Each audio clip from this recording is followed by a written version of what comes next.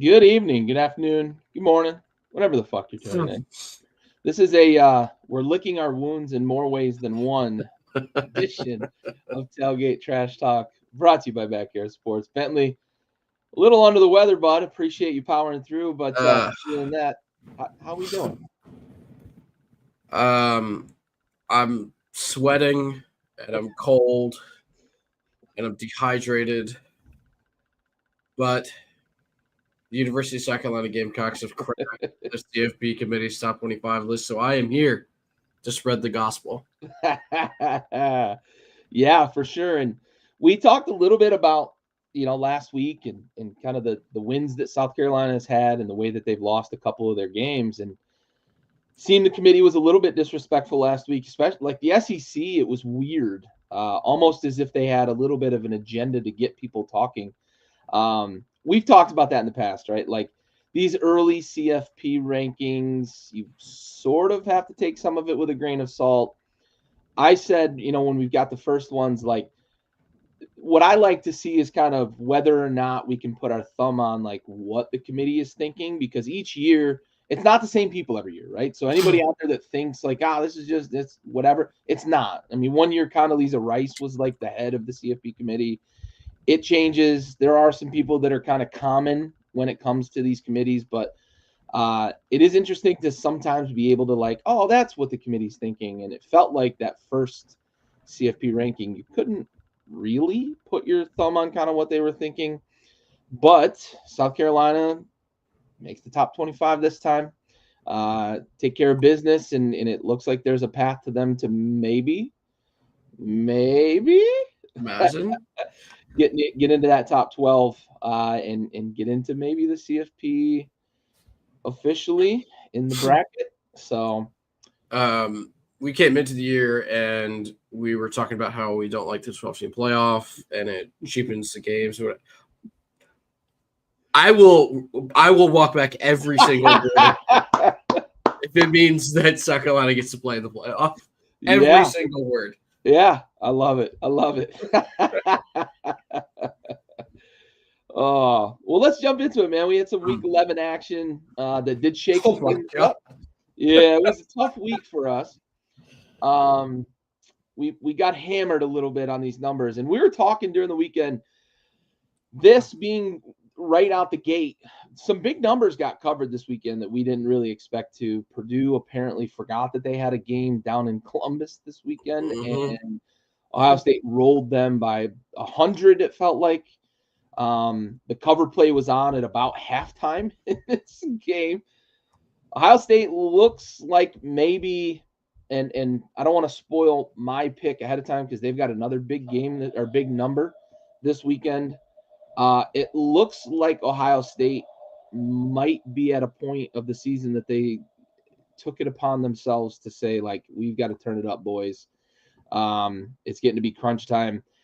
I, what do you think? Or was it just Purdue? Was it that, like, just that bad? Purdue was that bad. Okay. Um, All right. I'm I, giving I've Ohio been State too much credit.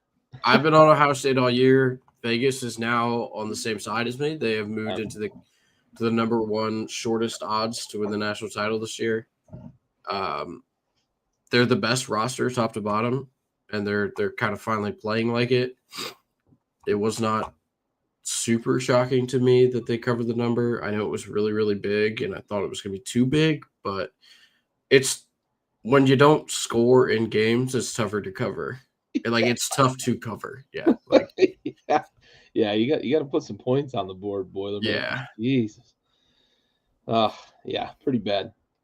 Uh Shocker maybe of the weekend. We had a couple of interesting upsets. We had a couple of interesting covers, but this one, Miami, Georgia Tech, and this felt like the same old Miami slow starts, right? It was Mike Haynes probably had played.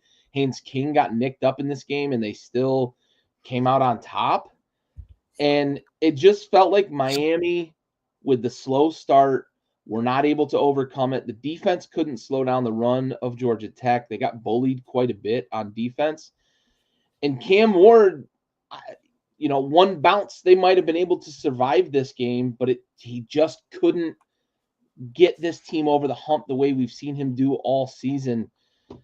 How much does this worry you coming down the stretch in the ACC, Miami dropping a game like this? Well, so I still think they win the ACC and they make it into a playoff.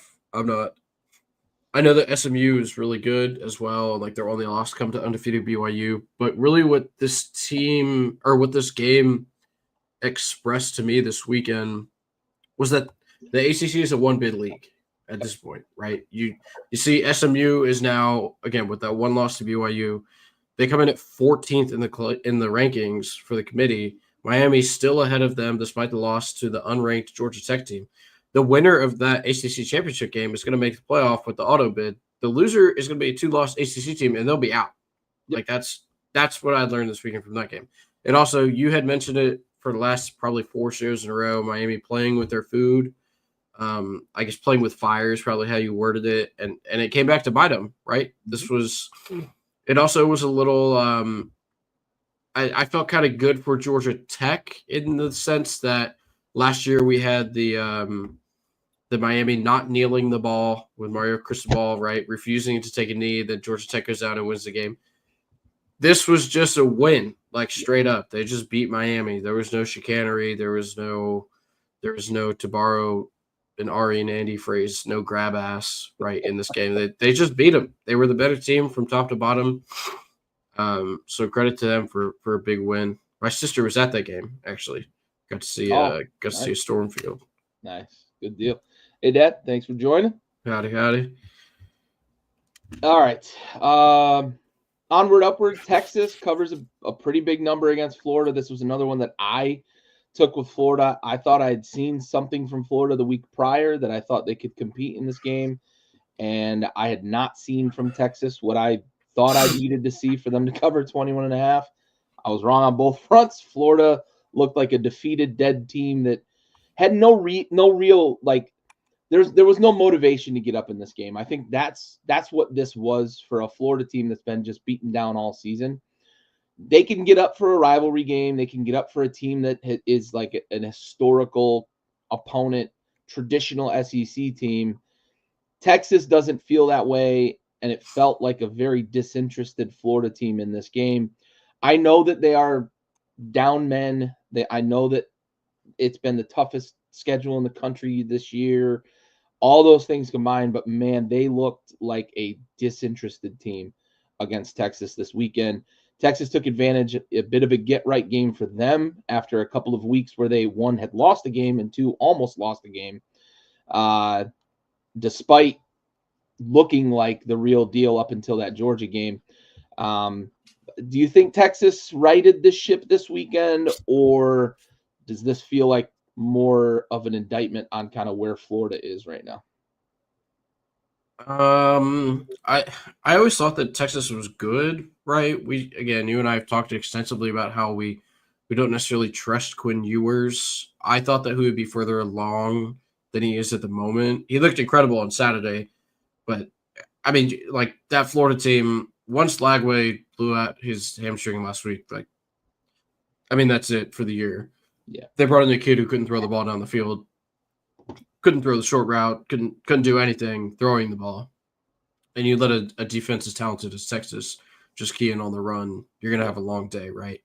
But Texas, I mean, the committee loves Texas, the AP poll loves Texas, everybody loves Texas, right? They haven't beaten a ranked team this year, so I don't know if they're good. I don't know. I mean, we're gonna get to find out because they're gonna play Texas A&M at the end of the year, but I don't know, man. I was much more bullish on them last season than I am this season, and I think they're good. I think they're better than Georgia. Yeah, I think they're better than Georgia, and they lost to Georgia. So, yeah, I don't know. Yeah, tough to put your finger on with Texas. Speaking of Georgia, Ole Miss welcomes him into Oxford and sends them home with their tail tucked between their legs. We discussed this last week as one that we weren't going to wager. We had to make a pick for the show, but we weren't going to wager this one. I had said I wasn't sure I could trust Lane and company, and I jumped off the boat too soon. Lane did say in his post game, later in the week, he was on the Dan Patrick show actually, and basically laid it out for Dan Patrick is like Georgia's only losses over the last 1,000 days had been to Alabama and to Nick Saban in Alabama, essentially. And he said, we built this roster through the transfer portal to beat Georgia. And boy, did they fucking deliver. What a big win for them. Gets them back in the conversation of the playoff hunt because the losses that they had taken really put a damper on their season. This win gets them back in the conversation as a playoff team. A 2-loss SEC team, I think, gets in unless the committee really puts stock in the fact that like their 2 losses are not great losses. You could even convince me to just flat out say they're bad losses.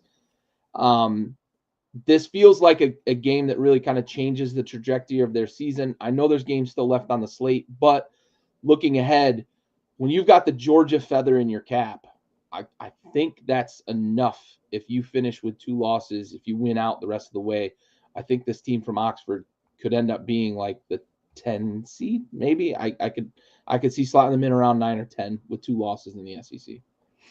Certainly.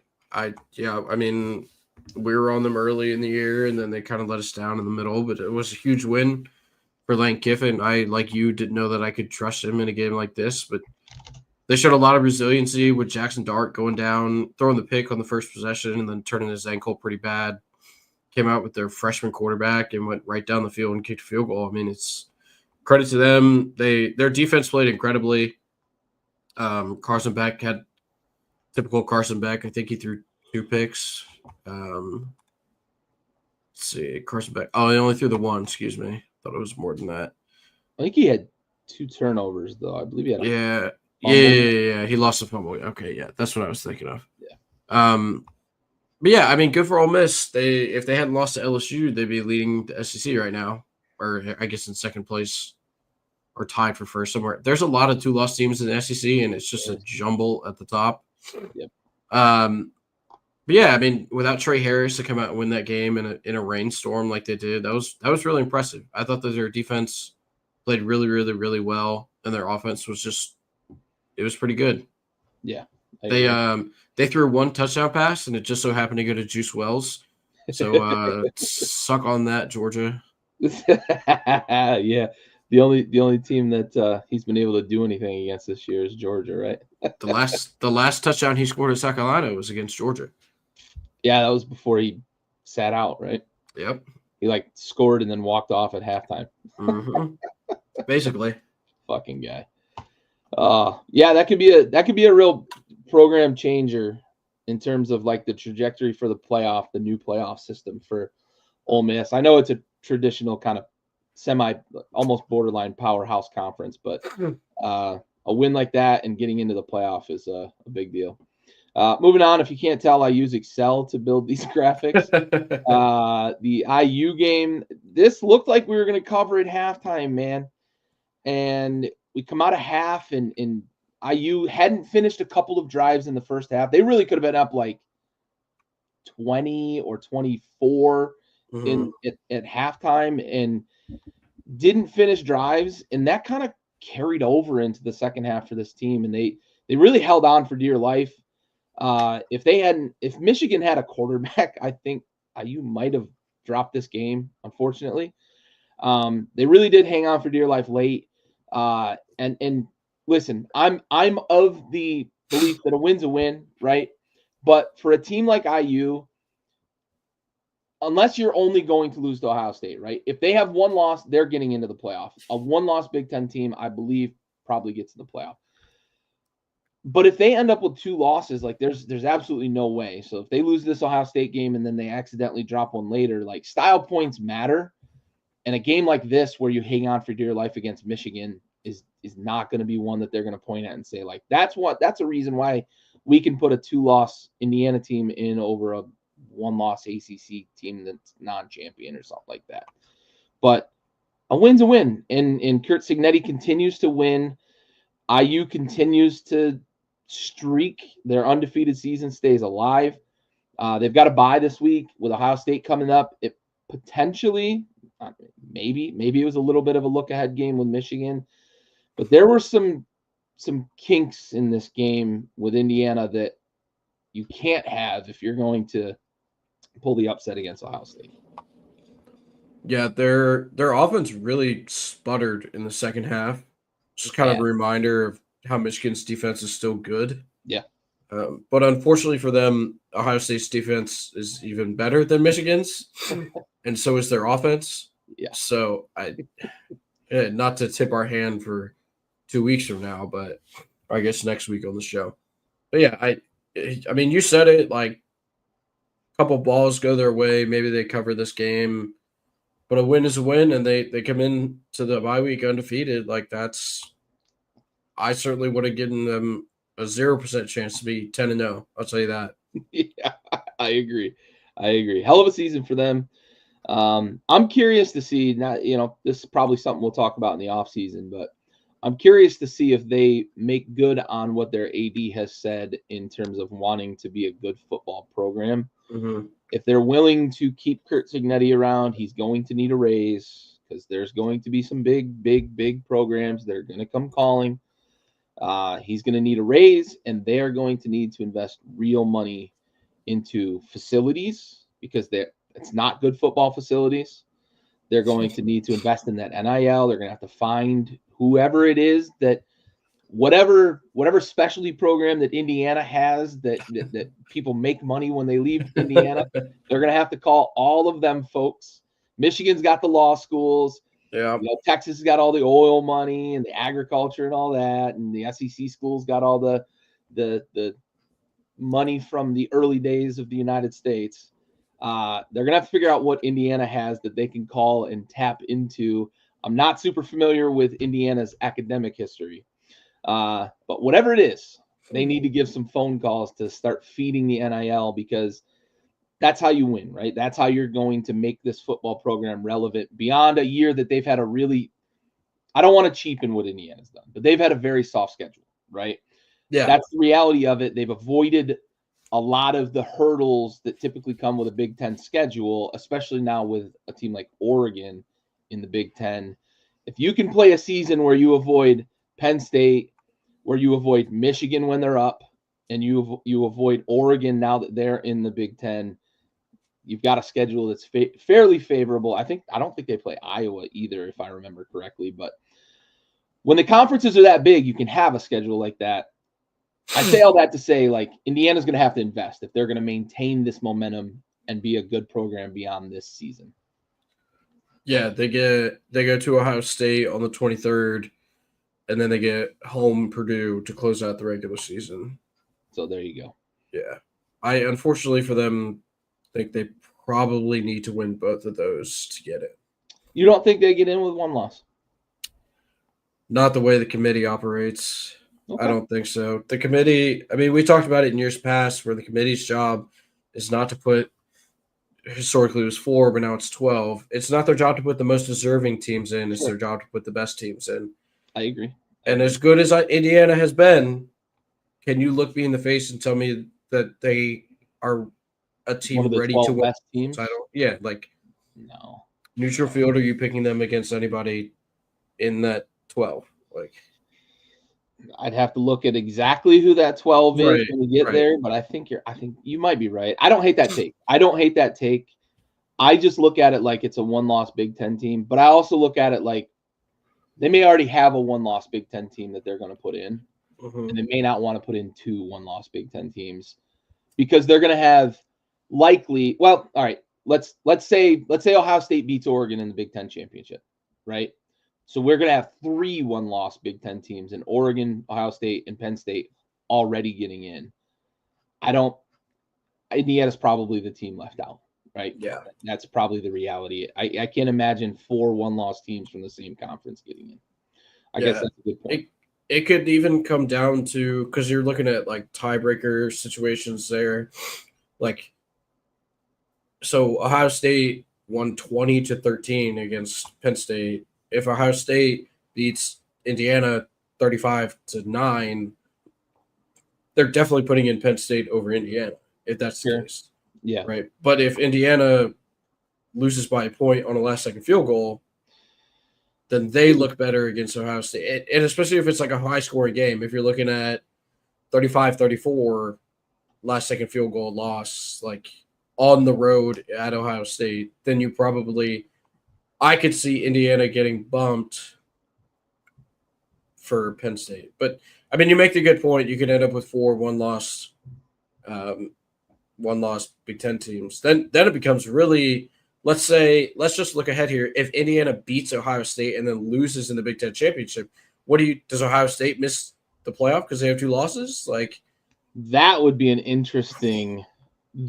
a very interesting scenario. I actually would like that scenario to really put the screws to the CFP to stick to their charter of, as you put it so perfectly, we've had a lot of conversations in the past about like undefeated Florida State is probably the biggest example, right? But it's not the only example of like Alabama getting in over teams in the past, and they get the 4 best teams as they look at it in terms of the best team. Now it's 12.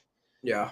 Ohio State's one of the 12 best teams in the country, but if they've got 2 losses and there's already 3 one-loss teams in the Big 12, or in that scenario, you're talking an undefeated Oregon and 2 one-loss teams. Yeah. That's going to be interesting. I would love for that to happen because it creates more chaos and we get to talk more about it. Yep. But I don't, we'll see. We'll cross that bridge next week on the show. But yeah, interesting stuff. I one last point. I'm actually thoroughly impressed with the committee because they could have easily left Indiana at like 6, 7, or 8 when it comes to the CFP rankings with how tight that win was against Michigan. For them to move them up to 5 and say we care about a team being undefeated tells me something that I actually like to hear from the committee, that they're paying attention to the fact that Indiana's fucking undefeated. We only have 2 undefeated teams left in major conference play, right? I believe it's just Oregon and Indiana, correct? Yeah. Army. That's right. Army. You're right. So like we're sitting on a bit of a gem, and Army, I mean, you're talking about a team that's going to have to win out to even get in based on that kind of highest ranked non-power blah blah blah whatever. But yeah, it tells me something though that the CFP is paying attention to the fact that like it's a big deal that Indiana's undefeated right now, and I like that they put them at 5. I also like what it sets up with the matchup next week against Ohio State, right? Assuming Ohio State takes care of business against an inferior opponent this week, we're probably going to get another top 5 matchup in the CFP, and I love talking about top 5 matchups. Yeah, certainly. I agree. All right, onward. Kansas, Iowa State. Iowa State drops a heartbreaker to Kansas. Not big favorites, and we kind of wondered why that number was so low last week, and we got our answer. Iowa State goes and drops one that really puts them out of contention. They're going to need some chaos in the Big 12 to get into the Big 12 championship in order to get into the playoff. Like that's their only path forward. But this one really put a damper on it for Iowa State. Yeah, this Kansas team was one that I certainly did. I think you probably had higher expectations for them than what they've played up to. They had injuries to start the year, but they're playing really, really good ball coming down the stretch. They're looking to play spoilers, which is exactly what they did this weekend, and they're a fun team to watch again on offense with Jalen Daniels, not Jaden Daniels, Jalen Daniels running the show. Yeah, I mean they're fun. They're gonna play teams close, and I think they get Colorado this weekend, right? Is that our matchup? Yeah. No. Utah. That's right. Utah, Colorado. That's right. Yeah. But yeah, the Kansas team is fun. Kansas goes to BYU this weekend. That's the game I'm thinking of. Yes. Yeah. Yeah, you said it, right? Playing spoiler. I mean, that's essentially what happened to Iowa State. They go from in the teens to unranked in the CFP rankings. And then you're talking about a team that's getting healthy. And Jalen Daniels, we talked about him a lot last year. We talked about him a bit coming into this year. He just can't stay healthy. And that's the biggest thing for them. And they are a very, very different team, especially without Jason Beam in the fold anymore to kind of carry at least a little bit of kind of what they lose with Jalen Daniels going down. But they just don't have the talent behind him this year that they had last year. And they're a different team without him. Yeah. Clemson, Virginia Tech, another one that got covered. And, we thought maybe going into Blacksburg that Clemson might struggle and Virginia Tech might keep it close. Now, they didn't cover by a ton. They didn't blow them out. But Clemson got it going. It was a little bit of a slog early, but they got it going. Is Clemson a threat? Like, we answered that question yet? We've been asking it for a month. Have we answered that question yet? Is Clemson a threat in the ACC? No, because they're not even on track to make the title game. I know. Let alone the playoff. Yeah. Honestly, though, that Virginia Tech game should not have been as close as it was. If you watch the game, they controlled the game for most of it, right? You only get the one offensive touchdown for Virginia Tech, and Kyron Jones wasn't even in the game at the time. So that game should have been a much larger margin of victory for Clemson than it turned out to be. But Clemson's not that good, so yeah, that makes sense. So we have answered the question. Yeah. Yes. Army, North Texas, and maybe the strangest fucking score of the weekend. The Army offense, which had been averaging, I believe, 43 points a game coming into this game, and the North Texas offense, which was the number one scoring offense in the country, played a game in which the final score was 14-3. 3. Yeah. 3. I thought it was an odd score, but it ended at 14. I mean, it was odd, 14-3, but 14-3. Like, Army covered. I'm happy. It was one of our green ones this weekend, but I thought the over was a fucking shoo-in, and it never got close. That number was like 63.5, I think was the number that I saw on Saturday. And I wagered it, and I knew my ticket was dead after about 25 minutes. So at what point during the 21 play, 94 yards, 13 minute, 54 second mark drive did you realize that the over was in jeopardy? That was about when I started to tear the ticket. I teared it like in half at that point. I didn't shred it, but yeah, that was like a 21 play drive. 21. It almost did not. Like, it almost could not be any longer. They went 94 yards in 14 minutes. And it took it almost a whole quarter. Like, yeah. I mean, that was just like a throwback Army offense. Oh, you're not kidding, man. Like, crazy. 3 yards in a cloud of dust. Yeah. I mean, and then they come back and force an interception, and then they fumble it back to North Texas, and you're like, oh my God, the cover's in jeopardy. Nah, another interception by North Texas. Like, there was it in the end zone. I mean, it's just crazy. That game was nuts, dude. I kept looking over it. I was like, wait, they're still on offense? Same possession? Oh, wait, they're still okay, they're still on the same possession? All right. It was wild. Absolute. Just wild. Yeah, wild. Wild is the right word. For sure. They're going to need 3 of those against Notre Dame. Yeah. 42 minutes of possession time. Colorado, Texas Tech. And Colorado, I think it's time to start believing. And I know your ticket was trashed a few weeks ago. You had the under on win total. 5.5, I think, was your number. So here's a couple of stats that I saw earlier that probably mean that we should start believing in this Colorado team. Okay. Colorado leads the nation in sacks. Colorado leads the nation in interceptions on defense. On offense, Colorado leads the nation in passing touchdowns, and there's one other stat on offense that they lead. I think they're second in the nation, and I forget the stat.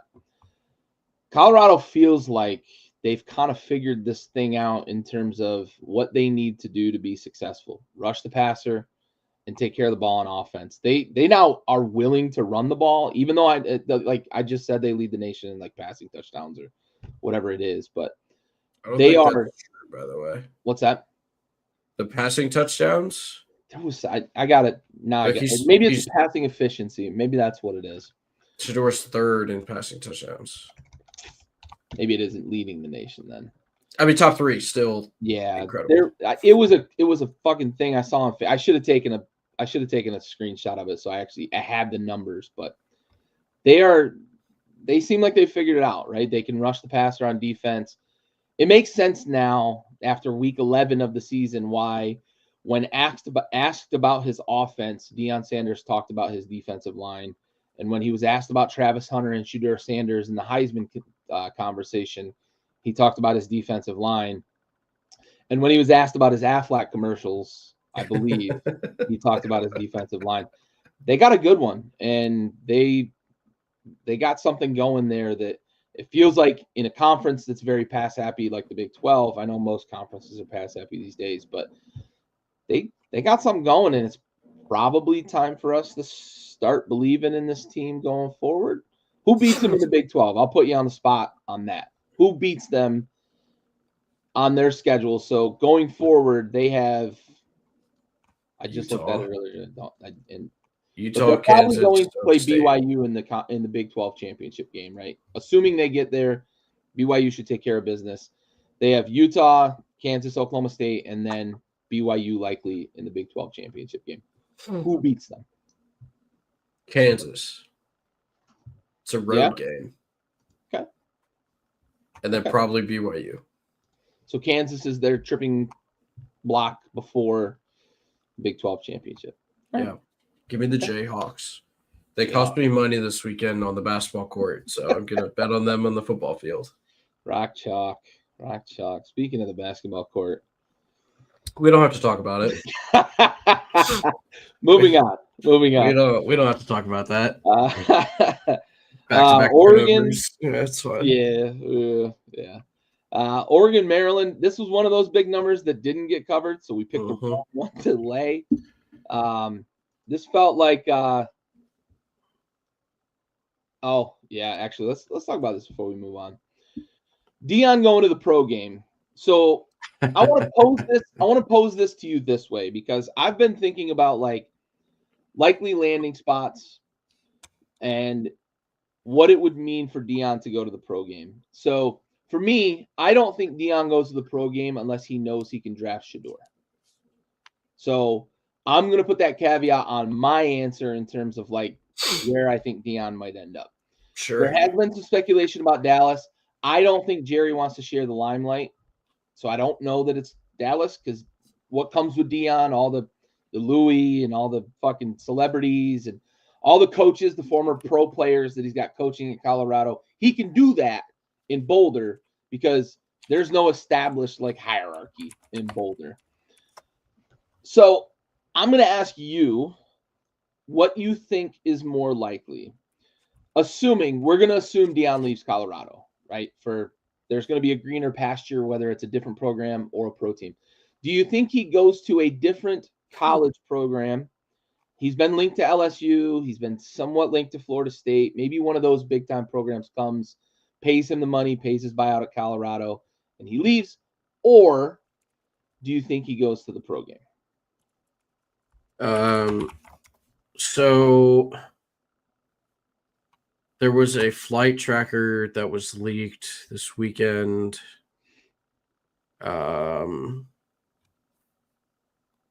That went from Colorado to Dallas, where Deion Sanders owns a home.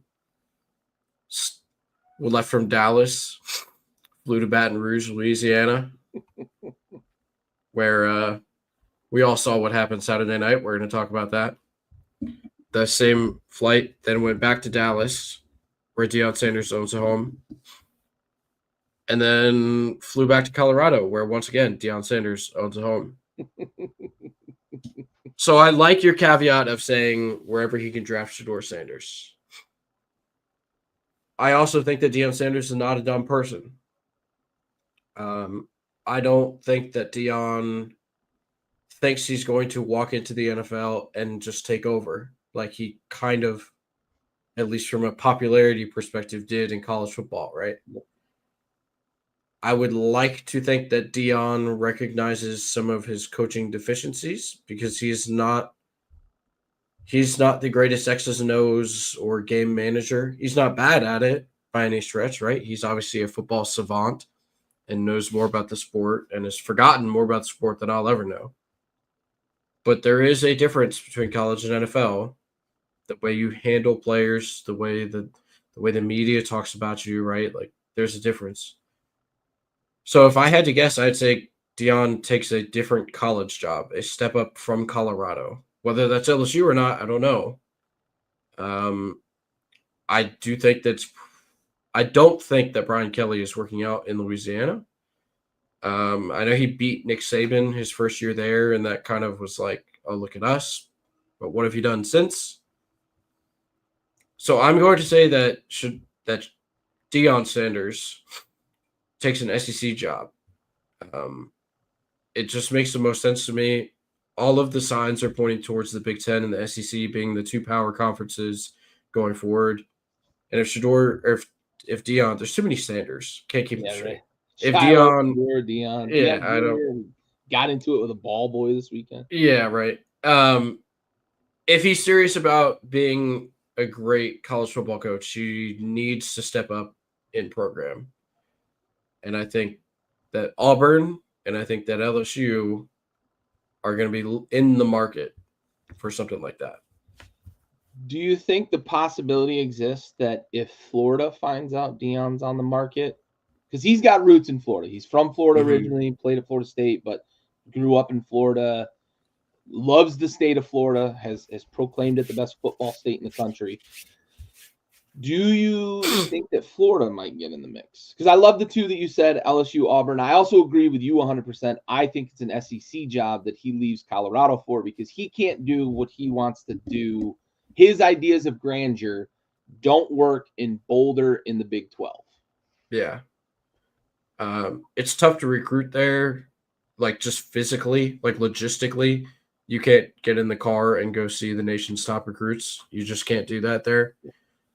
I know that the number one quarterback prospect was there last weekend prior maybe, for their most recent home game. But like he had to fly the kid out because he can't just go see him, you know. Yep. So I'm pretty sure we've already heard from Florida saying they're going to keep Billy Napier. Again, this goes back to the DJ Lagway stuff. Like, if you want to keep DJ, you keep the coach. Because if not, we just saw it in with Boston College, Castellanos or whatever. Their quarterback just put his name in the transfer portal today.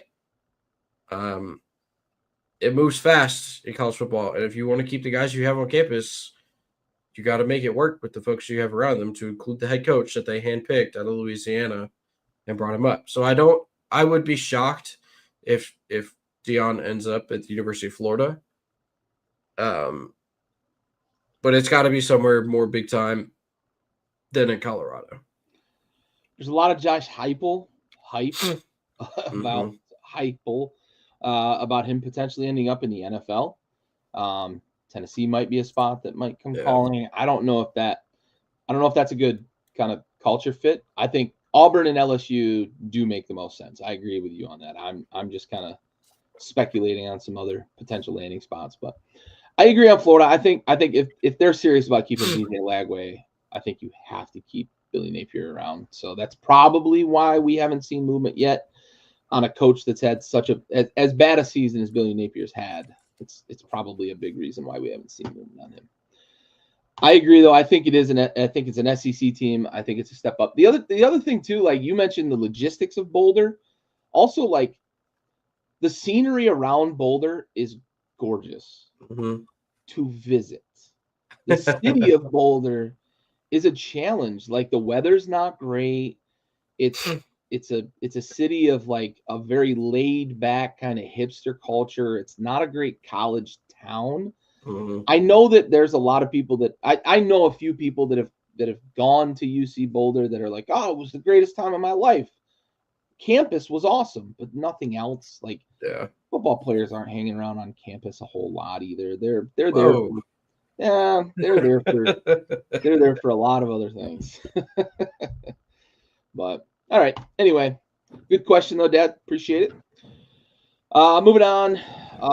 Oregon, Maryland. I'd mentioned this was one of the big numbers we chose to lay, and it didn't hit. This looked a little bit like what we talked about with Oregon early in the year. They were just kind of maybe going through the motions. Maryland's a little bit scrappy, but there's such a talent gap between the two teams. Now, Maryland never really put Oregon on notice that like they were threatened, but Oregon didn't cover. It wasn't necessarily a blowout win. Not as efficient as we'd seen Oregon be on offense the last few weeks as well, especially from an explosive angle. But they took care of business. I'm assuming no concerns from you after a little bit of an underwhelming performance from Oregon. Yeah, no, it just felt like we have to play this weekend, so we're going to go out and win by 3 touchdowns. Keep it moving. Yeah. They're in playoff mode. Like they're focused on the playoff. Yeah, we'll see you in January. Yep. All right. Tennessee, Mississippi State. Just mentioned Tennessee a moment ago with Josh Heupel, but they had a game to play this weekend. Mississippi State gets back to being scrappy after like 2 weeks. I didn't believe in them, and then a week I believe in them, and they get blown the fuck out. And now this weekend, I believe in them again, and I didn't believe in them, and Mississippi State is my fucking nemesis. Long story short, over the last about a month. Any takeaways from this? Nico, still roller coaster, man. You ain't kidding. I don't know what I'm getting from him week to week, and now he's in concussion protocol. It's like, sweet dude. Maybe Josh Heupel should go to the NFL. Yeah. Ugh. Yeah. Roller coaster down there on Rocky Top. Yeah. Notre Dame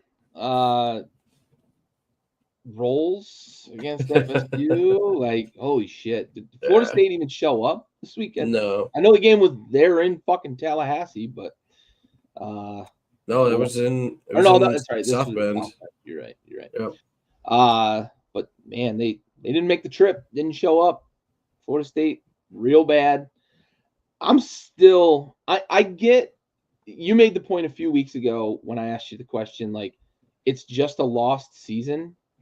But it's so bad that I am surprised that Mike Norvell looks like he's going to survive this season. I get that they were undefeated last year. I get that they have all the hype around, well, we got snubbed from the playoff. I also understand that they've got a pretty big bill coming due leaving the conference, and they'd have to pay him a lot to get him out of there. But I guess I'm surprised for a program like Florida State that they're going to just kind of chalk this up as, well, not a great year. Yeah, if Mike Norvell were to be released from his contract at the end of this year, it'd be a $63 million buyout. Yeah. So Jimbo just poo-pooed that number, though. Yeah, I mean, there's no oil money in Tallahassee, though. I'll tell you that right now. That's fair. You're an ACC school that does That's not another have... one of those schools that I'd be like, I have to do some research on exactly who's going to fill the NIL coffers. Yeah. Deion Sanders, maybe. Yeah, right. It'd be all the former pro players, right? Yeah, it'd have to be. It's real bad in Tallahassee, like you said. It's maybe worse than just a lost season. It's ugly. It might be, and they might have missed their chance to go to the SEC now. Yeah, for real. Might say thanks, but no thanks. Oh, well, they got to replace Vandy because apparently Vandy is good now. Yeah. Yeah. Yeah, that's true. They need a doormat. Oh, all right.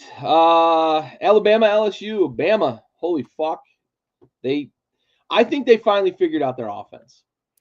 And unfortunately for Jalen Milroe, it might end up being an indictment on his prospects at the next level, the way they run this offense for the rest of the season. He was a fucking running back on a mission this weekend, 4 rushing touchdowns, or 4 total touchdowns. In his defense and in their defense, it was also like a fucking monsoon down there on the bayou, but Bama rolled the shit out of LSU. And you mentioned a moment ago, maybe this thing with Brian Kelly isn't working out. And when he was hired, you and I weren't doing this show, but Stove and I were doing this show, and we had a lot of questions about the fit for Brian Kelly down there in LSU. And I think we're starting to see the materialization of that. He doesn't have a future Heisman Trophy winning quarterback on the roster this year. He doesn't have 2 top 15 wide receivers still on the roster. Like, he doesn't have what he inherited from Coach O, who is a legendary recruiter, just couldn't put it together after Joe Burrow left. Man, talk to me about LSU and what are we seeing? Are we seeing the beginning of the end for Brian Kelly? Probably. They don't stand for losing there in LSU, not for too long. Coach O won a national championship and had like one season where he had a leash of 1 year. Les Miles. Think back to when Les Miles won a national championship. He lasted what, 2 years after winning the national championship? Yeah, it gets Maybe dark ran early. for the NFL, or it might even have been a problem for him. I don't know. Yeah, honest. And Brian Kelly's not a great football coach. He's written that story many times over on his own, right? It's bad in LSU right now. They don't. I was a guy. I'm still like on the Nussmeier train. I like Nussmeier. He throws with the most anticipation I've seen a college quarterback throw with in a while. I still think he's good, but my God, that was just a grade A ass whooping in the Bayou Saturday night. Like at no point did I think like this is a game. I went home. I was out at the casino Saturday night, and I went home to watch the second half, thinking maybe like I was wrong. I was just flat wrong. It was never even close. Yeah. I agree with what you said about Milroe. I thought he would look better passing the ball. Now he was 12 for 18, so he was effective. And again, it was a monsoon there, so can't really bucket it into like a full season long. It was a snapshot here. But I thought he would have progressed a little more as a passer under the Kalen DeBoer system. It doesn't really seem to be the case. Their receivers are not nearly as good as they were last year, which is I get. But they may not need him to be the way that Miller is running the ball right now. I mean, it's crazy. Between him and Jam Miller, that offense is clicking at the moment. Yeah, for sure. Yeah, it felt like this weekend they really just leaned into it and said this is how we're going to be the best version of 2024 Alabama going forward. All right. Mizzou, Oklahoma. I didn't know how to pick this one. I thought Drew Pine was going to be a problem for Mizzou, and that's why I went with Oklahoma. Drew Pine was very much not a fucking issue for Mizzou this weekend with 3 touchdown passes and no turnovers, which is very un-Drew Pine of him. Yeah. And it showed on the scoreboard. They knocked off Oklahoma. They get themselves righted, and Eli Drinkwitz said the word playoff this weekend. Like, that's a playoff performance. They have to run the table and hope for some chaos above them. But a good get-back game for them because it had not looked good with Brady Cook up and down and Drew Pine mostly down prior to this weekend. It looked much better against an Oklahoma team that we talked about last week. They're starting to get healthy. We thought they'd be game and that they would knock off Mizzou. They did not. You shook your head pretty quickly with Eli Drinkwitz saying the dreaded P word about this Mizzou team. I agree with you. This isn't a playoff team, but I mean they're still sitting at the 2-loss mark. They need some chaos above them. Good on them though, winning a game without their superstar quarterback. Sure, absolutely. The back-to-back fumble recoveries for touchdowns in the fourth quarter by these teams like to kind of go back and forth. Yeah. I mean, they needed help to. I get that Drew Prine played well in this game, but they needed help to win by 7 at home against Oklahoma. Like, let's relax here, Eli, with the play. You got a fucking test coming up this weekend, brother. Let's simmer a little bit with the playoff talk. Yeah, playing the team from the real Columbia. Mm-hmm. I agree. Penn State, Washington. Penn State, ho-hum. Washington's not a good team right now. Jed Fish has his work cut out for him to kind of recover from all the players that went to the NFL under Kalen DeBoer, the quarterback, the wide receivers, the offensive line. Like it's a complete rebuild, and it's Washington, and it's the Big Ten that they're recruiting against now, and they've got to build against. Clash of styles going from the Pac-12 to the Big Ten. We talked about it a lot. Oregon has made the transition. Nobody else has. And it's not, I don't blame, like it's understandable that transition is tough to make, but it looks pretty bad in Washington right now. Jed Fish has got his work cut out for him. Not a whole lot to take away from this for Penn State. Like this is kind of what I would expect from Penn State to do against a team like Washington. Yeah, they handled their business. They have to win every single game they play going forward to make the playoff. They can't drop one, and that's what they did. They finally got the ball to Tyler Warren, as we discovered is good for them. he's kind of good. Yeah, kind of good. Good for them. Good for Penn State. Yeah. Boise State, Nevada. Boise kind of takes care of business against Nevada. Genty had a big game. 234 and 3 tugs, I believe, were his numbers. But they didn't. They kind of regressed back to like we talked about it last week. Boise had a big passing game. The review last week was their big passing game in week 9. And it was like, well, if they can find some balance, this could be a real dangerous team and yada, yada. And they kind of regressed back to like what they were prior to that, where it's like Genty has 34 carries for 200 yards, scores 3 touchdowns, and that's all they had. And the defense was good, not great, against a not good, probably average at best Nevada team. It doesn't speak well to like the prospects of Boise State being a Cinderella, if you will. We're probably going to get one Ashton Genty game in the playoff, which is perfectly fine because I want to see guys like that in the playoff. But this Boise State team is like a little bit confounding at times against these fucking Mountain West teams. Yeah, what was the number? It was 9 completions for Madison and 8 rushing attempts for Madsen. So you're looking at 17 positive plays for the quarterback and then 34 carries for Ashton Genty. Like that is the definition of unsustainable when it comes to like facing quality opponents. Right. Which is what they're going to have to do in order to make the playoff. Yeah, for sure. And we talked a little bit about this weekend, and I'm going to put it out here on the air. We talked about the Oregon thing because on every Boise State broadcast, that's all people want to talk about. And anytime like talking heads talk about Boise State, they want to talk about how well they played against Oregon. They got Oregon exactly when they needed to get Oregon to play a game tough against Oregon. Week 1, it wasn't a week 0 game. Week 1 against Oregon, they played them tough. Yes, I get it. Genty, he kind of ran the ball well against not a huge game, but ran the ball well. They rushed the passer. That was kind of their calling card against Oregon in that game.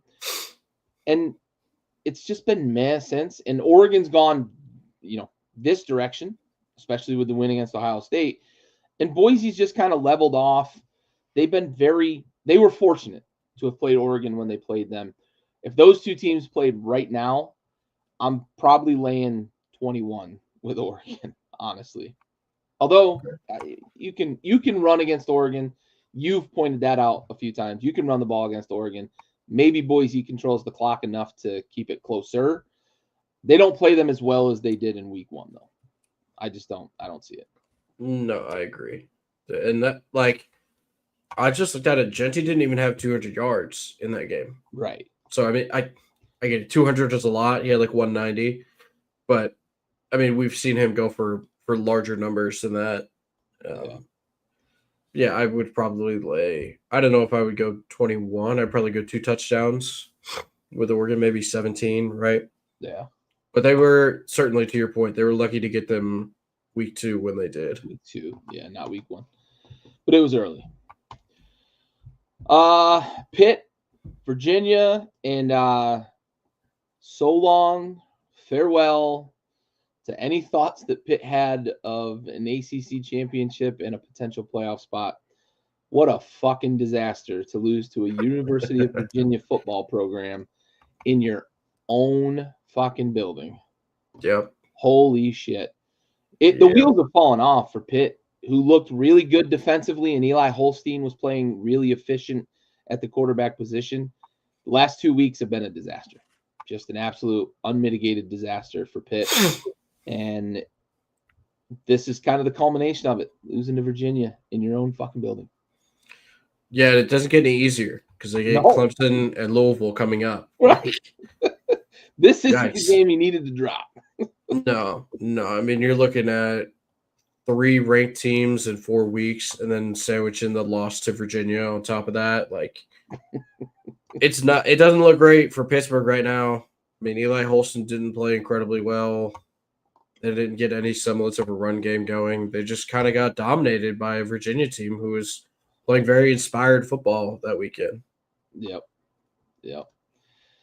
Ugh. Yeah. Tough go.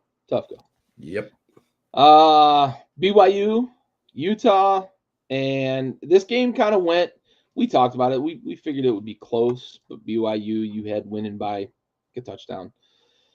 I figured Utah would keep it close and it would come down to a kicker. It did come down to a kicker.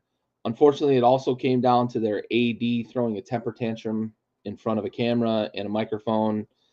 Now, I can sympathize with the sentiment of what the AD and everybody else has been saying about Utah. However, the refs got the call right. Like, it was holding. It impacted the play. It was the guy that they were trying to get the ball to before the sack at the 1. It impacted the play. Now, was it one of those ones where like, maybe I'd like to see them let them play? Maybe. But they got it right. And it did impact play because that you can see that was clearly the first read on the route or on the route concept on the play. Yeah. That was the first read, and that got taken away by the hold, and then the sack happens. And it's not a good look, though, for your AD to be on a microphone in front of a camera saying, we won that game, it got stolen from us. Fans can do that all fucking day, but your athletic director can't do that. And for him to go like double down and say like, oh, we were excited about the relationship with the Big 12, but now we're rethinking it. Like, what a fucking reckless tantrum by an athletic director. Quick piece of advice for the AD from Utah. If you are second guessing your thought about joining the Big 12, there is a conference in the western region of the United States that is looking to add teams to their football. I'm sure they'd welcome you back. Yeah, I'm sure that the Pac-12 would love to add Utah to their roster. Yeah. So if you really are that upset with the referees getting the call correct, as you so aptly stated, it was the right call. Now, you probably, don't hold them. Yeah. I mean, like, it's 4th and 10 on their own 9. Don't hold. You can give up the first down and still win the game. Yeah. Like, I mean, Yeah, the AD, that was a bad look getting in front of the microphone like that. But I mean, Utah played great, right? Like that was you. You asked me about it, I guess today or at some point. And you were like, "Man, Utah," and I was like, "Yeah, I think that was kind of their last gasp." Yep. Was it the in-state game, home, nighttime? Tough, tough. I don't know why I would ever pick somebody to cover like laying In Salt points Lake. in Salt Lake at night. Like that's so stupid of me. What a fucking moron I am. I don't. It's foolish of me. But it happened, or I guess they won. They didn't cover. BYU won. They went into Utah and won at night. But you feel bad for Utah, right? Like all the Cam Rising stuff the last 2 years, and then to have the game kind of lost in a moment like that sucks. As someone who has had points taken off the board from referees in conference games, that sucks. Yeah. It's a tough one. Then we finish out the week with Washington State putting it on Utah State. Kind of ho-hum here. Like, it's a good story with Washington State because they got left holding the bag along with Oregon State in the Pac-12. But the realistic opportunity for them to, like, play in the postseason is that, like, they'll get one of the good bowl games that's a non-playoff game. Like, that's their ceiling. Maybe they'll get in the ReliaQuest Bowl. I only mention that because after my snub of our online dynasty, that's the bowl I got. Tough. Yeah, so but it's a good story. Like I like this story with Washington State. We've talked about them a little bit earlier in the year. They've played some teams tough. They're gonna be frisky, and they're not afraid to go toe to toe. But the Pac-12 is obviously whatever's left of the Pac-12 until they can rebuild. Unfortunately for Pac-12 teams, it looks like they're only going to have 6 teams next year, and they're still not going to be able to play a conference championship game. Yeah. And they're still not going to be able to qualify for one of the 5 automatic bids. So still going to be an uphill battle for the Pac-12. But kudos to Washington State, especially if they can run the table here and finish the season in the top, we'll say 18 or something along those lines. It'll be a great story for the Cougs, and obviously the connection to one of our favorites, Mike Leach. We're always rooting for those teams that he coached for. Yeah, certainly. I mean, like an 11-1 Washington State team, maybe an at-large, potentially. Like their only loss. Now we're gonna make the same case when it comes to Texas not having a statement win. But like Washington State's only loss will be at Boise State. Yeah. Maybe. I don't know. Maybe. I don't know. Especially if Boise gets in as conference champ. Yeah. You could start to call that a quality loss. Hate that. Yeah. That sucks. They really haven't played enough in terms of like outside of that quality loss. It's hard to make a huge case for them. Yeah. But maybe we don't know what kind of chaos is left on the table either, right? We can get a little frisky here down the stretch and start to see some teams get knocked off or whatever else the case may be. All right, well that rounds up our top 25 action. Did you have anything off the board you want to highlight from week 10? I know you were busy, so yeah. with the wedding. Oh wait, this is this week's. Did I have any that jumped out at me? Not particularly. Arizona State, they won without Scadaboo, so that's cool. Oh, the UL Monroe game, Texas State. I won money on that game, so just shout out Texas State for hitting the over for me. It was the only one in the entire house this weekend that took that game. I looked really good when everybody else was sweating their bets, and I was like, "Oh, look, there's the over." Yeah. Yeah, we said it last week going into the weekend that the best matchups were the ranked matchups. Yeah. Yep, for sure. All right, let's shift gears. Let's talk week 12, man. We got some decent action coming up this weekend. We start with Ohio State against Northwestern. Ho-hum. Ohio State should take care of business. Northwestern sometimes will get up for a game like this. We've seen them playing tough in the past. But this Northwestern team is just really devoid of talent. All of the turmoil around their previous coach, all the turmoil around the unionization stuff, all of the turmoil around all the hazing and everything else. Like it's been a tough year for Northwestern in terms of the quality of product that they put on the field. But Ohio State should take care of business here. Maybe a look ahead to Indiana. I don't know that Ohio State's going to get super distracted by the fact that they're playing Indiana in 2 weeks, but really should take care of business here against Northwestern. Yeah, shouldn't be much of a game. Yeah. Texas, Arkansas. This goes back to a Southwestern Athletic Conference rivalry. One of the throwbacks here. I only bring that up because it's actually listed as a rivalry game in the EA Sports version of college football. So interesting on that. They haven't necessarily played this like regularly, but now that it's in the SEC, we'll start to see it more often. You've got Arkansas, and I know 2 touchdowns, right? 14 points to cover here.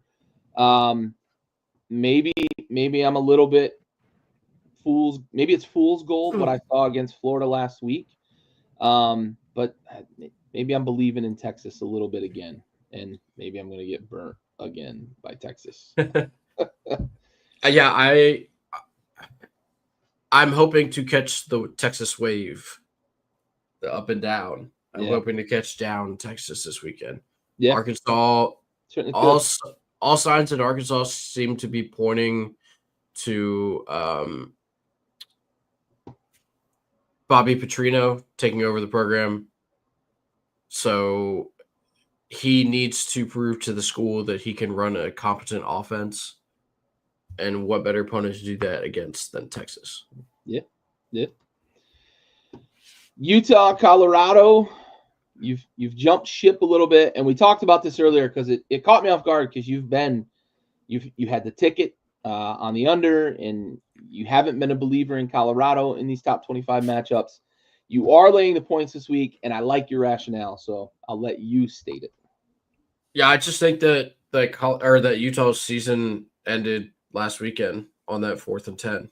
How do you get your guys up after that, And Colorado, they have to win out. They got to win every game going forward. I mean, if they want to actually compete for the playoff, which I don't think they have a chance to make, I don't think they will make it. Let me put it that way. They obviously still have a chance. They have to win every single game, so may as well pick them this weekend. Yeah. I'm with you. I think Utah shot their shot. It's a program that's been dealing with all the Cam Rising turmoil and everything else surrounding it. It's also a team that's lost a lot of talent to the NFL that really needed Cam Rising this year to be that rising tide. But give me Colorado after an emotional, physical football game this past weekend in Salt Lake. Clemson, Pitt. We're both taking Pitt plus 10 even after the Virginia loss. For this, it's more like Pitt's at home. I think they're going to keep it close. I don't trust Clemson to get back on the side of scoring 50 points a game. The offense is good at times, never great. Give me Pitt just keeping it close. I don't think Pitt upsets Clemson in this, but give me Pitt keeping it close, probably losing by 6 or 7. Yeah, I think that we're both going to be wrong next week when we do this thing. I think it's probably Clemson minus 10. But the hater inside of me just cannot fathom Dabo Swinney being good. So I'm going with Pitt, baby. I tried to sell it. Yeah. Tulane, Navy. Navy's wonderful ride came crashing down a couple weeks ago against Notre Dame. Now it's back to reality. Tulane is a better football team. Tulane is reliable. They always cover. What are we up to? I think 8-2 or 7-2 on the year, something like that. 8-2 on the year with Tulane.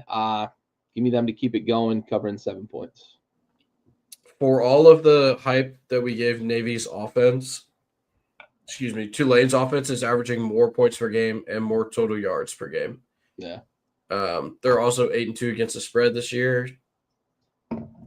For true ball knowers, true degenerates, people that have been watching us since day one, they know. Just bet Tulane. Just bet Tulane, baby. Just bet Tulane. Cash and checks. Ride the green wave all the way to the window. And they're doing it. They're doing it with a freshman quarterback this year. Yeah. Because Michael Pratt, our darling from last season, left, and now they have a freshman quarterback who's running the show. Who looks like this Tulane team the next year or two. Pretty good. We might be talking about Tulane as a playoff team. Let's get them on national television in those gorgeous light blue unis, dude. Oh my God. With the green mirror helmet too. Please. Yes, absolutely.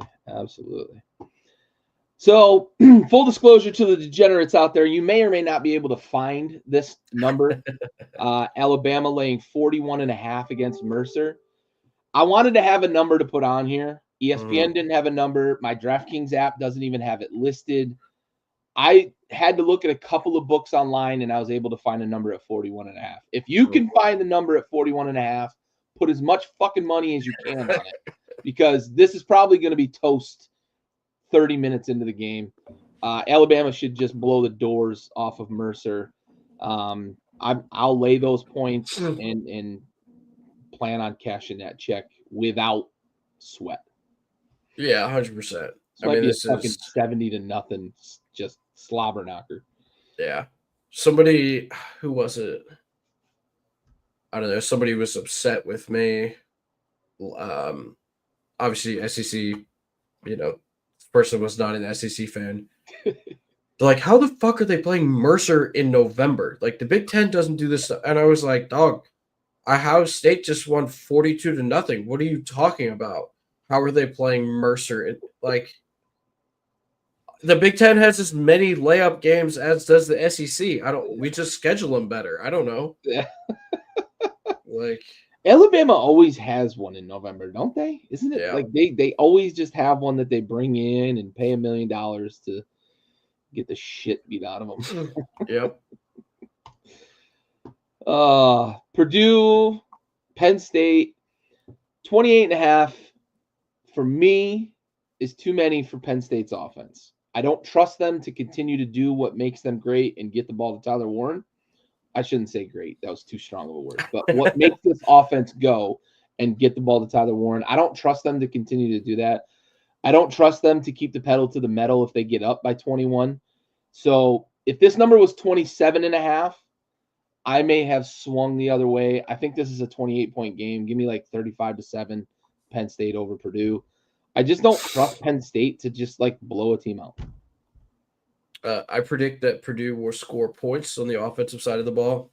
I know they didn't score against Ohio State, but they had opportunities and kind of made some boneheaded plays when they were in plus territory. Yeah. Penn State is not as good as Ohio State. Bounce back spot for Purdue. Only going to lose by like 3 touchdowns. So big bounce back for them. Yeah, agreed. Bouncing back to lose by 3 touchdowns. Notre Dame, Virginia. I'm laying the points. You're taking the points. It's 23. I think this is a letdown spot for Virginia after a big win on the road against Pitt. Notre Dame is not an ACC foe. Notre Dame is not a traditional rival or anything else for a reason for Virginia to get up. I don't think Virginia's very good. I think their record and their statistics show that. It was a very big surprise for them to knock off Pitt last week. And I think they come crashing back to earth this week. And Notre Dame, just by virtue of the fact that they're a much more talented team, outscores them by probably 28. I also think Notre Dame, much like I said about Alabama, and I'm curious to get your thought on this. I think Notre Dame has finally embraced who they are as an offense. They've stopped asking Riley Leonard to like throw the ball and bail them out of situations. And it showed last week. They were pretty efficient, pretty effective on offense. They covered a big number.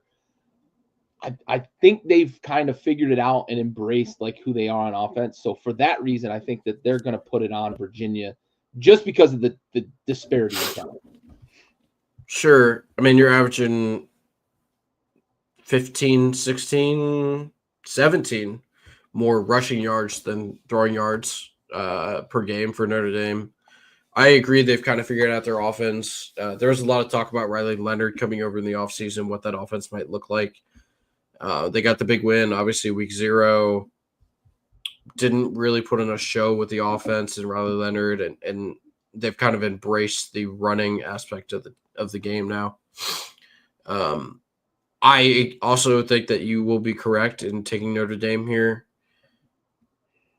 The hater inside of me would not let me pick Notre Dame in big numbers, although it worked for me last week. You mentioned letdown spot for UVA. Maybe a letdown spot for Notre Dame here. I mean, like they get who are they playing the week Army after? next week? I think so, right? I believe it's Army. Yeah, they get Army the following week, so maybe like a look ahead. The night game, the Army game. Yeah. Yeah, I really want to be correct with Virginia because I don't like Notre Dame. So I'm gonna go with my heart on this one. This one far less of like a head pick than a heart pick. Kind of like the Clemson one, but we'll take it. Yeah. Let's see. BC, SMU. We've talked a lot about SMU and kind of what they've done in terms of establishing their identity on offense. They've got a playmaker at quarterback.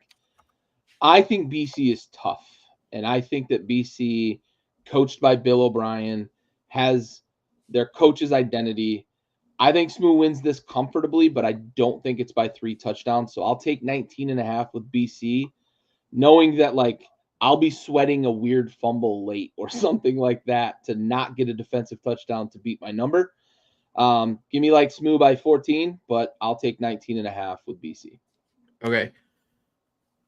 I'm going to give you the opportunity to change your pick here. Okay. Castellanos, the starting quarterback, has been benched because he's going into the transfer portal. Yeah. They're starting Grayson James at quarterback. Are you still going with Boston College plus 19.5? I trust Billy O. That's all right. My pick is based solely on my trust in Bill O'Brien. Okay. I'm going to go with the most consistent team in the ACC. And minus the one outlier game against Duke, I will have to caveat that. Yeah. The Duke game. Weird turnovers in that game. Yeah. That game aside, they've been the most consistent team in the ACC, and their only loss is to undefeated BYU. I feel pretty good about this one. 3 touchdowns feels doable. Okay. Yeah, that's fair. Something to be said, too, about overcoming 6 turnovers against Duke and not getting a single turnover yourself. Yep. What a wild – you finish -6 and win the game. That's incredible. Just wild. Louisville, Stanford. Stanford, not a good football team. Louisville, a pretty good football team. 3 touchdowns going from east to west. I'm going to take the 20.5 points. Knowing full well that I could be very wrong about this because Louisville is better than Stanford. But give me the travel, the time zone changes, and Stanford with 3 touchdown buffer. I'll take that. Sure. Only for those reasons, though. Louisville's averaging 16 points more per game and over 100 more passing yards per game than is Stanford. Yeah. I know that we on the show really like Eric Ayomanor, the receiver from Stanford. He's going to have his work cut out for him to help you out there on the spread. I feel pretty confident with this Louisville pick. I like it. Yeah. All right. LSU, Florida. LSU minus 4.5. I don't have a lot of confidence in this pick. My confidence is rooted in the fact that I think Florida has quit on the season. And I think LSU still has something to play for in terms of like pride there, but also when the rumblings start about a coach, sometimes teams get up and play for their coach. So if Brian Kelly does have any sway left in that locker room, we might see an LSU team that's a bit more motivated. And also the fact that like Florida's bad, but I could see LSU struggling in this game and like Florida keeping it close potentially. I don't have a lot of confidence in that though, so for that reason I went with LSU. Sure. I'm going with LSU because DJ Lagway's hamstring is still not healthy. Yeah. And the grad transfer from Yale, who I thought was Graham Mertz 2 weeks ago, he might be just as bad as Graham Mertz. He might be. Yeah, it's 8:25 here on the East Coast, and Graham Mertz is still not a good quarterback. Yep. And the grad transfer might be just as bad. Maybe. Battle of the Columbias. The boys from Columbia, Missouri, head kind of south, but mostly east from Columbia, Missouri to Columbia, South Carolina. USC's laying 12. I am laying the 12 because I don't think Drew Pine's going to have another 3-touchdown, no turnover performance against the best defensive front in college football.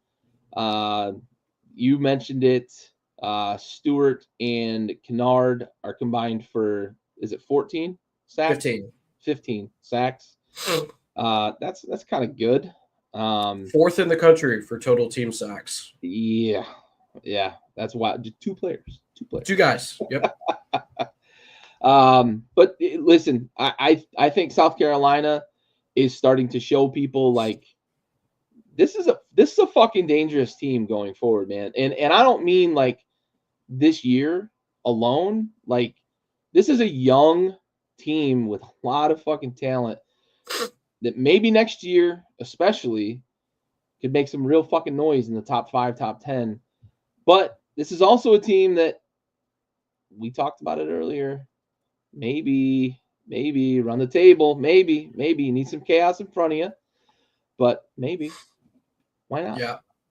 South Carolina has outscored their SEC opponents 107-36 in the last 3 games. Drew Pine, you may want to do you remember back in the day the story came out about Gardner Minshew where he broke his own hand? Tried to get a medical red shirt so he took a hammer to his hand, but couldn't convince himself to really hit it hard enough. Yeah. This is going to be – it's not a night game, but it's an afternoon game in which it will be nighttime by the time it's over in the fourth quarter when you're going to have to throw the ball because you're going to be losing. And you just talked about how good Kyle Kennard and Dylan Stewart are. Could be scary hours. And credit to I said on the show earlier in the year, Dow Loggins being an absolute buffoon because of the showing that we put on after the bye week against Ole Miss. Since that game, they've turned it around. Their offense is incredible. Something about that offensive line has clicked, and they're able to run the ball all over everyone. Rocket Sanders has gotten healthy and has looked like maybe the best running back in the SEC. I mean, it's just incredible. And also, don't look now, Gary, but Nick Harbor has become like a serviceable wide receiver in that offense. Yeah. And you referenced our online dynasty league. We know what Nick Harbor is capable of. Yeah, he's capable of about 8,000 receiving yards in 2 years. Mm-hmm. Yeah.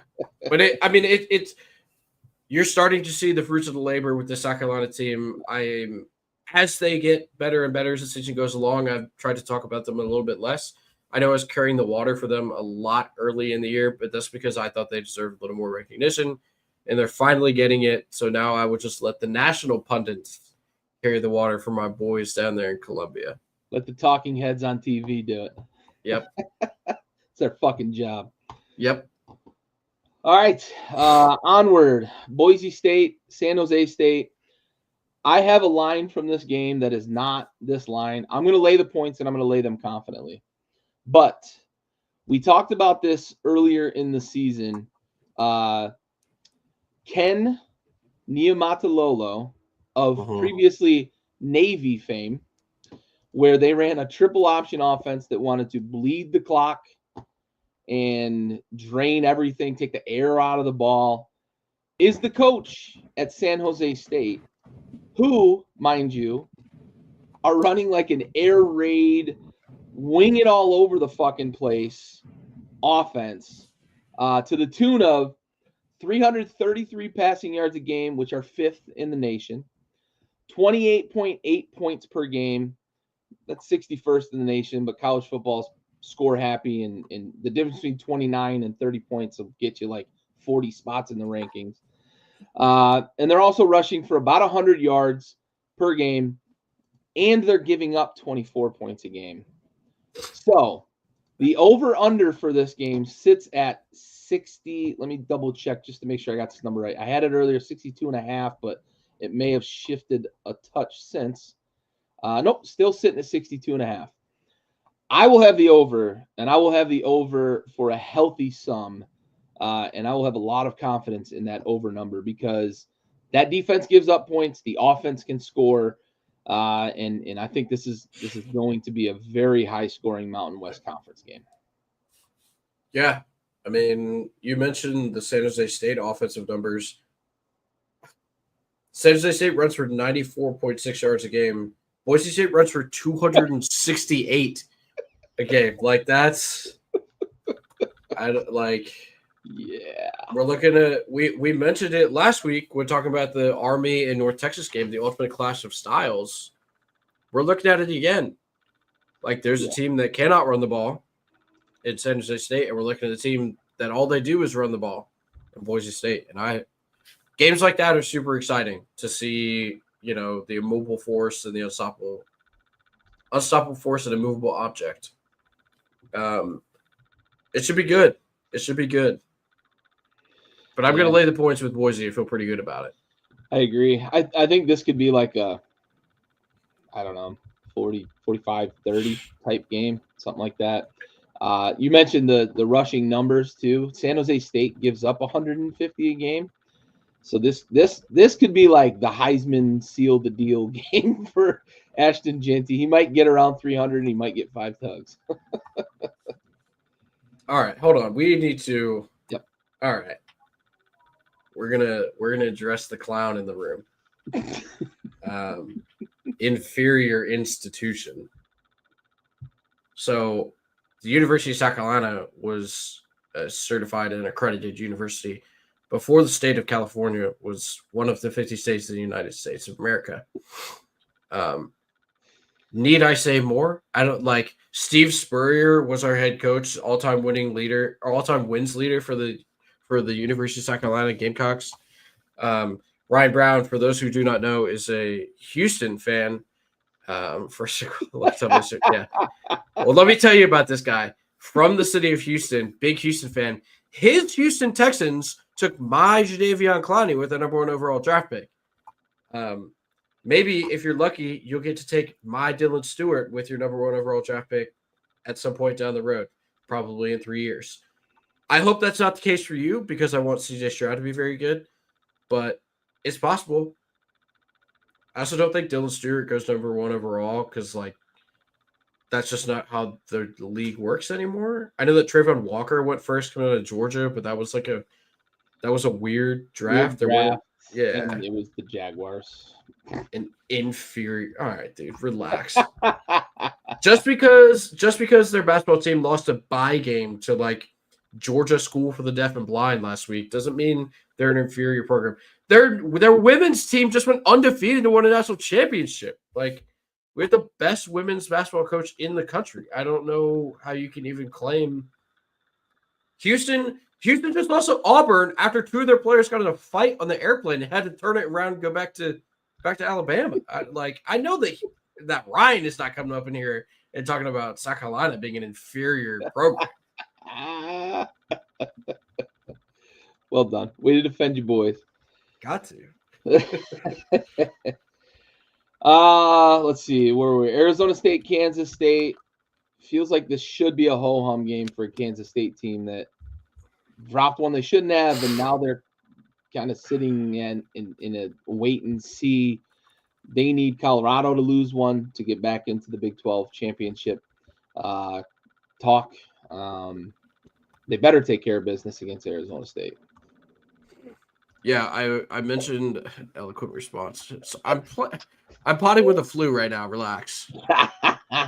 Words tough. South Carolina good. That's all I know. No, I mentioned you asked me to go off the board for last week's game, and I talked about Arizona State winning the game without Scadaboo, Yeah. who is their stud running back. We still don't know if he's playing this weekend. I think that probably makes a difference in this Kansas State game. But I tend to agree with you. It should be fairly ho-hum for Kansas State playing at home. Another team that needs some help if they're trying to make the playoff, so they have to win all of the games set in front of them. And we're kind of hitting the point in the season where style points matter. Yep. You have to prove to the committee that you're one of the 12 best teams and are worthy of getting into the actual playoff. Yep, for sure. Which I don't know about you, but Avery Johnson is a player that I would like to see play in the playoff. I would love to see him in the playoff for sure. Yeah. He's exciting. Oregon, Scotty. I know Oregon didn't cover a number against Maryland last week, but clash of styles here as the dairy raid offense starts to take hold. Not necessarily your traditional Big Ten powerhouse, corn-fed offensive line that's going to run the ball with Ron Dane and Jonathan Taylor and all those guys, Braylon Allen and all those guys that ran the ball for Wisconsin for so many years. But Oregon's just too good, right? Like they can't semi-lay eggs 2 weeks in a row. I don't think, against inferior opponents. No, as much I just talked about style points mattering and needing to prove to the committee. They've already proven to the committee that they're playoff worthy. Yeah. I just don't think Wisconsin's very good, honestly. Yep. The dairy raid, as we call it, has not taken hold, and they don't have the running game to fall back on, which they have had in the past, which is kind of the only way that Oregon is susceptible. Yep, for sure. Tennessee, Georgia, we're on opposite sides of this. It's just like Georgia. Is Georgia any good? Like I just from week to week, they don't have the explosive playmakers that they've had the last 3 years. I don't know who Carson Beck beats Tennessee's defense with. Now, Nico's in concussion protocol. I do think that he plays this weekend. I also fully understand that we can get a little Jekyll and Hyde with Nico.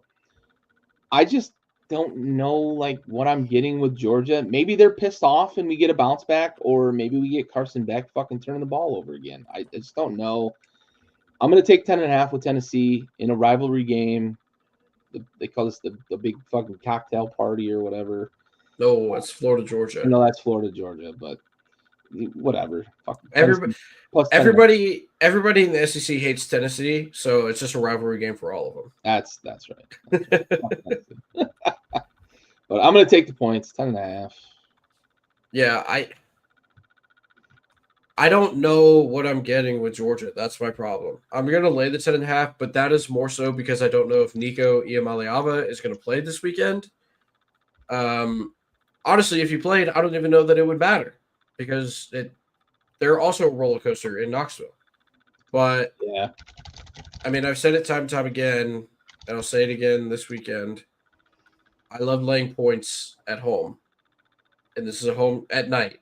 So this is a night game at home for Georgia. Sanford Stadium, between the hedges, it's going to be crazy. I just have to imagine. I have to imagine that Kirby Smart figures it out at some point. Like, I don't know what kind of blackmail Carson Beck has on him, or if they just literally don't have another quarterback on that roster. But they got to make something happen on the offensive side of the ball. Yeah, sure. Also, can we? I'm not sure how tuned into the story you were this week. The Georgia player who was seen on video celebrating with Ole Miss fans after they rushed the field, and then Kirby comes out and is like, "Oh, it's stupid! We can't believe it." And then Old Buddy came out with a 2-page long notes app apology, which is more than we have seen ever from Kirby Smart and that entire Georgia organization for a With all of the single criminals on that roster. exactly all of the DUIs, the speeding, The the abuse shit. Like, yeah, like that's incredible.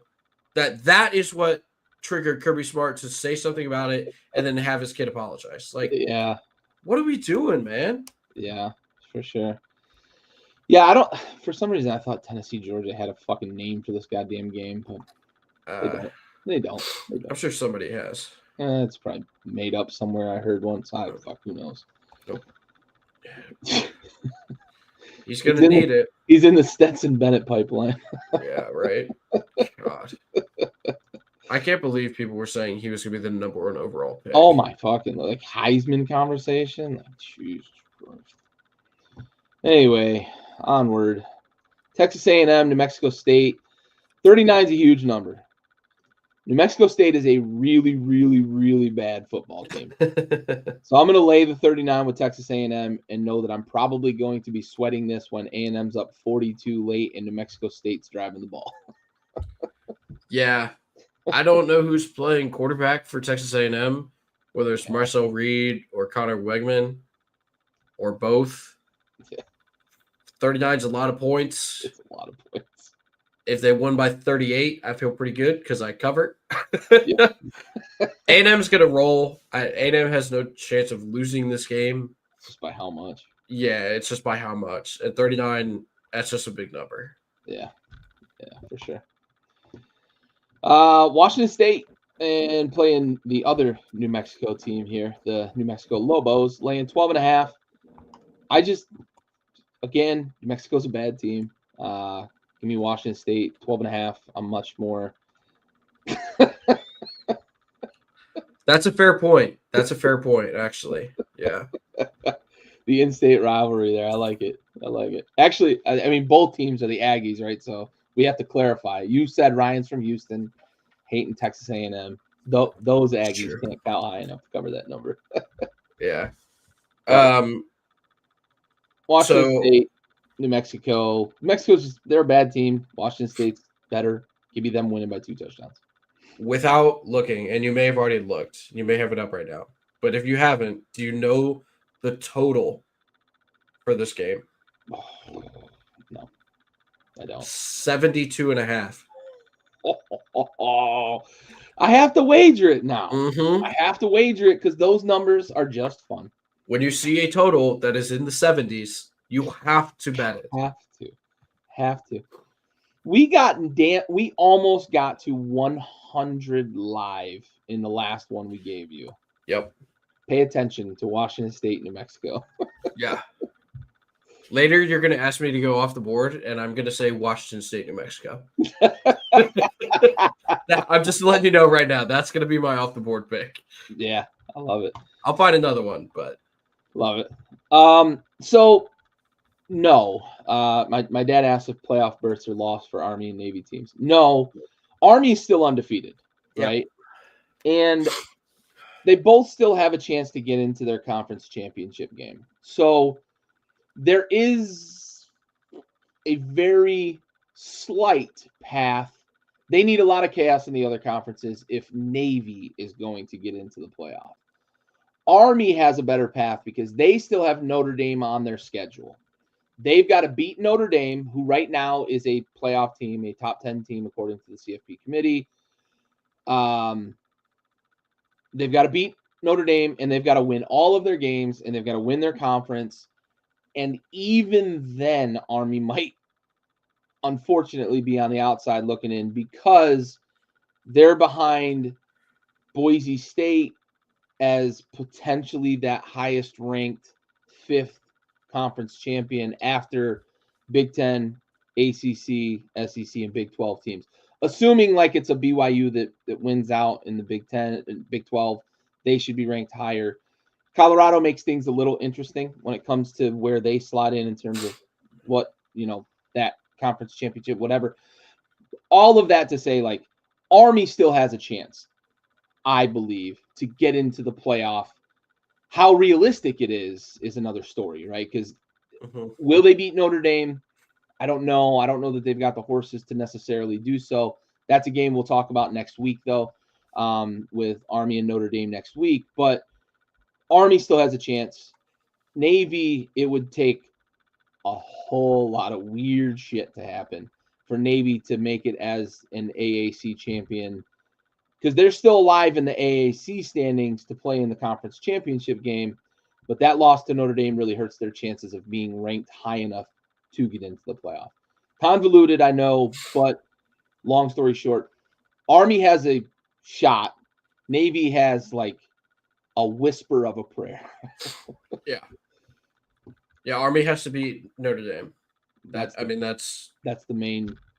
That's what it comes down to, because they in the rankings they were what 20th.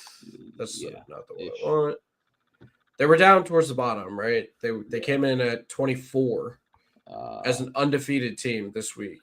Yeah. So that right there is telling you that the playoff committee doesn't see them as a playoff worthy team right now, even though they're undefeated. Now that changes drastically, I think, if they beat Notre Dame next weekend. And then they would obviously have to win the American Championship and then hope that they're the highest rated Group of 5 conference champion. So I think what needs to happen is Notre Dame, they obviously beat Notre Dame, they win their conference championship, and they hope that Boise State loses their conference championship, so they jump Boise State as the highest ranked. Yep. Well, I guess in that case, Boise State wouldn't even be their champion. Yeah. So like you just hope be the highest ranked champion. Yeah. If Boise, that's the big thing, right? They need Boise State not to win the Mountain West and not to win out, and Army has to win out. You got to beat Notre Dame. That's the big thing. They needed style points against North Texas, and they didn't get them. And I think that's a big reason why you're looking at it right now, and they're 24 and not like maybe somewhere around 20, 19, 20, something like that. If they had blown the brakes off of North Texas, they might have been closer to like 19 or 20, but still long shot on the outside looking in. Yeah. It's going to be tough. Yeah, for sure. We'll know in about 10 days. We'll know if they've still got a chance, because that Notre Dame game is the big one. Close out the week with BYU hosting Kansas. BYU's given 3, and I think Vegas is a believer in kind of what Kansas is doing now that they've gotten mostly healthy. Jalen Daniels being the most important piece for Kansas. Only giving up 3 on the road at BYU. We both took BYU, so I'm not going to ask you necessarily a question about BYU, but I'm going to put you on the spot. If you had to give me like a likelihood, we'll say on a scale of percentages, Kansas knocks off BYU from the ranks of the unbeaten and really kind of shakes up what the Big 12 looks like over the last 3 weeks here in terms of the standings, because K-State needs some sort of shakeup to get back into the mix, and Iowa State, right, they need a bunch of tiebreakers and everything else. If Kansas pulls off this upset against BYU, that changes the calculus for a couple of the teams behind BYU and Colorado. So percentage, likelihood, Kansas over BYU, money line. Oh, boy. Low. It's low. 12%. Yeah. Yeah, he's rolling with they won the Holy War last weekend, so they did. I know I waxed poetically about Kansas playing a lot better down the stretch of the season. Yeah. I don't know that this game is going to be like it's time zone change, it's elevation change. BYU kind of had a wake-up call last week in Salt Lake City. I think it'll be a fun game, but I don't really see a scenario where Kansas goes in and wins. Like if it's a touchdown game, I think that's probably a quote unquote win for Kansas. Now I obviously could be wrong. Like they could have just righted the ship completely and then they go in and knock off BYU, and that would be awesome. But I think BYU wins this game fairly handedly. They've been the better team all year long. They were the better team last weekend, and they didn't even play Kansas. But like, I don't know. I don't think they have a real shot of going in and winning at BYU. despite Vegas making it only 3. Yeah, I was a little surprised by that number. It's like Vegas. Whenever I see numbers like that, I'm like, what the fuck does Vegas know that I don't? Yeah, Minnesota at wherever, Illinois, was it? Yeah. Fucking Jesus. They were right, though. Yes, they were. They don't build casinos by being wrong. No, they don't. It's unfortunate because I'm wrong a lot. Yeah. I got to get on their program somehow. Yeah. All right, well, that wraps up our Week 12 preview. What do you got off the board for me, bud? I know we talked Washington State, New Mexico, over 70.5. I do have one. I do have one off the board, and this has been a very personal show for me. I'm talking about being a hater a lot. So Nebraska is going to Los Angeles to play Southern Cal this week. Nebraska made a midseason hire this week and a coaching change. They brought in Dana Holgorsen, who some people in this chat might remember as being the head football coach at the University of Houston. Yeah. And previously he was the head football coach at West Virginia. Yep. Gary, do you happen to – the answer is probably going to be no, and that's fine. But do you happen to know who the current – or I guess the now previous offensive coordinator was in Nebraska? I literally Stove and Ty, the guys that I used to do the Rosenbaggers podcast with, are Nebraska fans. And Ty has said his name on fucking Facebook like 4 weeks straight. And I think I'm still blanking on it. His name is Marcus Satterfield. Satterfield. Yep. I'm very familiar with Marcus Satterfield because yes, you are. He was the offensive coordinator for the University of South Carolina. And my God, is he awful at calling plays. Yeah. So we're going to see sort of a revitalized. You probably don't want to have memory. He's blocked out the Holgorsen Houston tenure. Yeah. He was the man in the University of South Carolina who was holding back the Spencer Rattler to Juice Wells combo, the Spencer Rattler to Xavier Legette combo. Then he gets hired to coach, the number 2 NFL or quarterback recruit in the country, and Dylan Raiola, the 5-star they got to flip from Georgia to Nebraska. And now he can't figure out the fucking offense with Satterfield there. So if you're looking for an offensive revitalization of the Nebraska Cornhuskers, bringing in Dana Holgorsen is probably a good person to come in and do that and get the ship righted there for Dylan Raiola and those boys. And obviously, I never pray. Yeah, for sure. I think Holgorsen's a good offensive mind. Him as a head coach never seemed to really. It's like Chip Kelly. Yeah, I think that's a good comparison, honestly. Yeah, you never pray for another man's downfall, call for his job, right? But Satterfield, special place in my heart, bud. All right, Bob. Well, I appreciate you. Appreciate the activity in the chat. Ryan, Dad, thanks for tuning in. This has been another episode of Tailgate Trash Talk, brought to you by Backyard Sports. For Bentley and the rest of us here at Backyard Sports, we are out.